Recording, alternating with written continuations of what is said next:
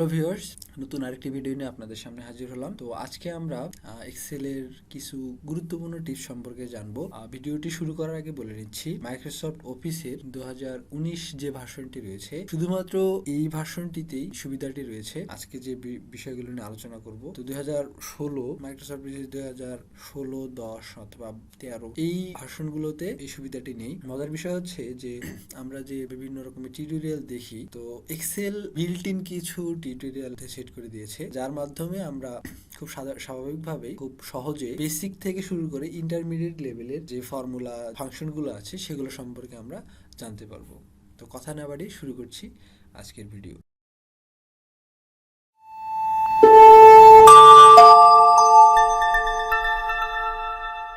তো আমরা প্রথমে একটি ব্ল্যাঙ্ক এক্সেল শিট ওপেন করলাম। তো ওপেন করার পরে আমরা এখানে দেখছেন যে আমাদের মেনু বারের মধ্যে হোম ট্যাবে আমরা হোমে ক্লিক করব।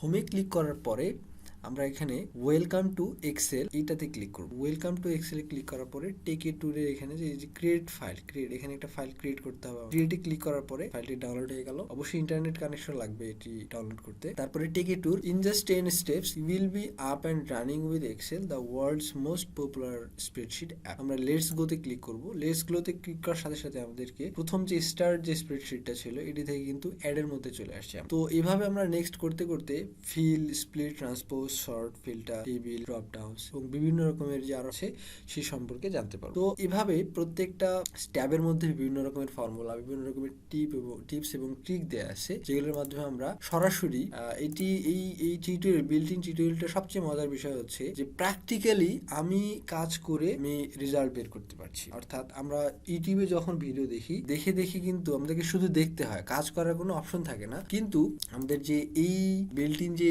টিউটোরিয়ালটি রয়েছে, এই টিউটোরিয়ালের মধ্যে আমরা হচ্ছে কাজ করার মাধ্যমে কাজ কিভাবে করতে হবে সেটি কিন্তু একদম হাতে কলমে শিখিয়ে দিচ্ছে আমাদেরকে এক্সেল। এটি হচ্ছে সবচেয়ে মজার বিষয়। তো আমাদেরকে যেটি করতে হবে যে শুধু ইনস্ট্রাকশন গুলো ফলো করতে হবে। তো এখানে দেওয়া আছে add numbers like a champ. Here are some ways to add up numbers in Excel. তো এক নম্বরে দেওয়া আছে select the yellow cell under the amount for fruit. তো এখানে প্রথমেই একটি টেবিল দেওয়া আছে, আপনারা দেখতে পাচ্ছেন।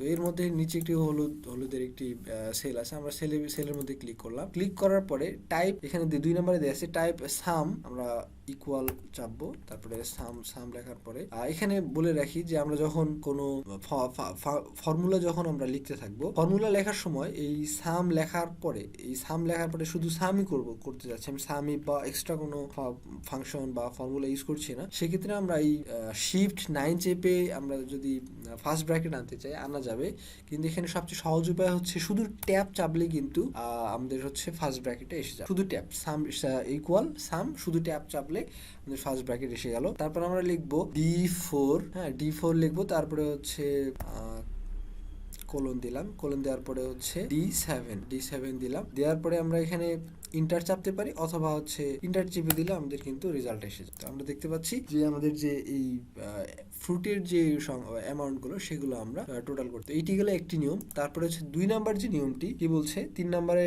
ইনস্ট্রাকশনে বলছে here's another way to add using a shortcut key. তো এখানে শর্টকাট কির মাধ্যমে আমরা অ্যাড করতে পারবো। Select the yellow cell under the amounts format.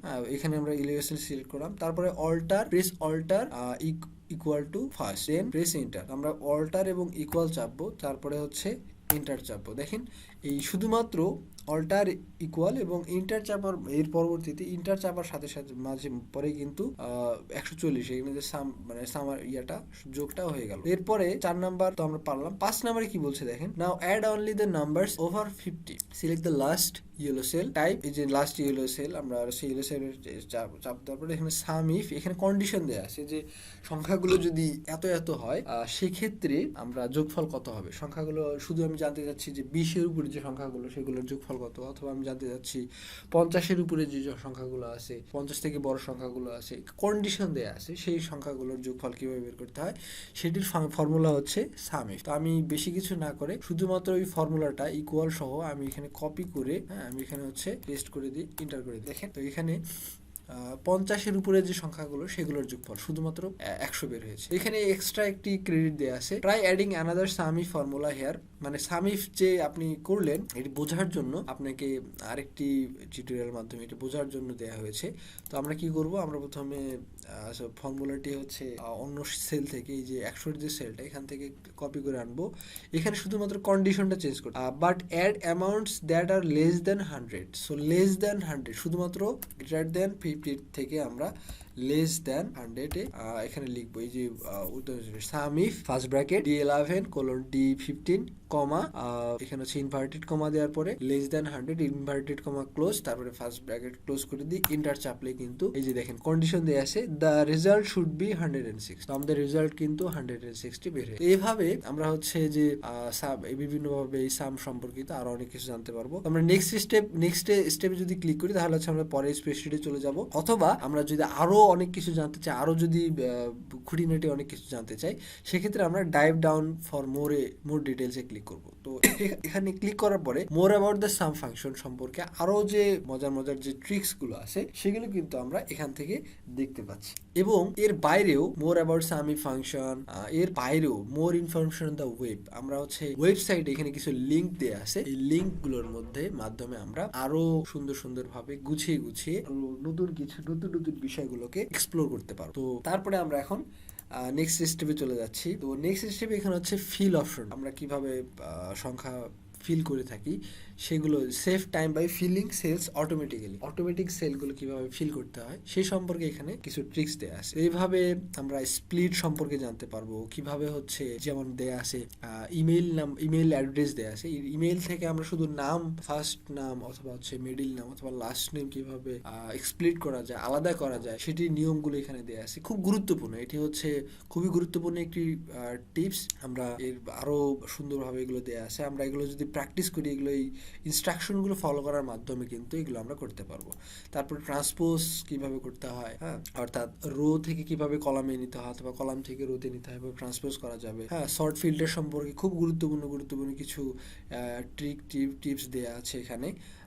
তারপরে টেবিল সম্পর্কে বিস্তারিত দেয়া আছে, ড্রপ ডাউন মেনু সম্পর্কে দেয়া আছে, আমাদের ড্রপ ডাউন মেনু কিভাবে তৈরি করতে হয়। তারপরে হচ্ছে অ্যানালাইজ যে আমাদের যে ডাটা অ্যানালাইজের যে খুব বেসিক কিছু বিষয় আছে সে সম্পর্কে আমরা এখান থেকে জানতে পারবো। তারপরে 9 নম্বর স্প্রেডশিটে চার্ট সম্পর্কিত, অর্থাৎ আমরা একটা টেবিল থেকে কীভাবে চার্ট তৈরি করতে হয় সেই সম্পর্কে কিন্তু এখানেই দেয়া আছে। তো আমরা ইনস্ট্রাকশনগুলো ফলো করলে চার্ট বের করতে পারবো। তারপরে সর্বশেষ পাইভট টেবিল, এক্সেলের সবচেয়ে গুরুত্বপূর্ণ এবং সবচেয়ে আমি বলবো মজাদার যে টিউটোরিয়ালটি, সেটি হচ্ছে এই পাইভট টেবিল সম্পর্কিত। তো পাইভট টেবিল সম্পর্কিত একদম বেসিক, আমি বলবো না একদম অ্যাডভান্স লেভেলের অনেক কিছু দেওয়া আছে এখানে। এই টিউটোরিয়ালটি, এই বিল্ট ইন টিউটোরিয়ালটির মধ্যে শুধুমাত্র পাইভট টেবিলের বেসিক যে জিনিসগুলো সেই জিনিসগুলো সম্পর্কে এখান থেকে জানা যাবে। আশা করি এই স্টেপগুলো ফলো করার মাধ্যমে বিল্ট ইন যে টিউটোরিয়ালটি আছে এক্সেলের 2019 ভার্সনের মধ্যে, এইটির মাধ্যমে আমরা এক্সেলের বেসিক থেকে শুরু করে ইন্টারমিডিয়েট লেভেল একদম খুঁটিনাটি বিষয়গুলো জানতে পারবো। তো সকলের জন্য শুভকামনা, সকলে ভালো থাকবেন।